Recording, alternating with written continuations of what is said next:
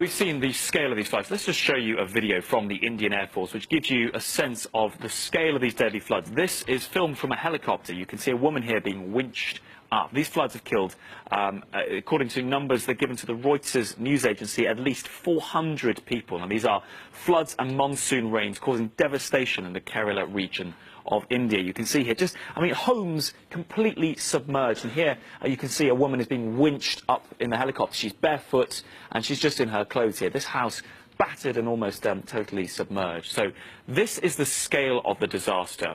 People are in desperate need of rescue, and as you can see here, there are helicopters there, but when official rescue teams are finding it difficult to reach the hardest hit areas, it is fishermen, volunteer fishermen, who have stepped in to help. And one of them is this man here, who, in a video which has now gone viral, you can see here, is kneeling down in the water to allow women to climb on his back to get into the boat. So the boat, obviously, due to the level of the water, is high up. Some people might find it hard to get in.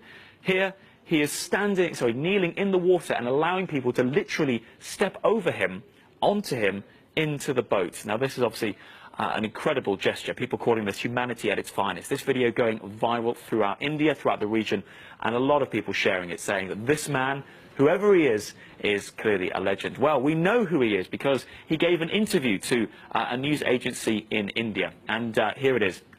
His name is Jaisal KP. He is a fisherman. He volunteered. He came here with many others, and this is the face of that man who was there on his hands and knees down in the waters, trying desperately to help people affected there. Now, we've seen that these floods have had a devastating effect on the region, and I think it's stories like this which help people to try and come to terms with it, because these are deadly floods. We've seen hundreds of people killed in this disaster. There's also been reports that some other fishermen in other areas, unconfirmed reports, we haven't been able to stand them up here at Euronews, but other fishermen in other areas have found it difficult, locals not being so willing to allow strangers to rescue them. But in this case, this is a really positive story of one man becoming the face of a rescue effort. But as we've seen, just going back to that video from the Indian Air Force, you saw the scale of the devastation. India really struggling to come to terms with these floods. So, Belle, this story, we're going to stay across it, and obviously as the rescue efforts are still ongoing, we're still seeing a picture emerging, but stories like this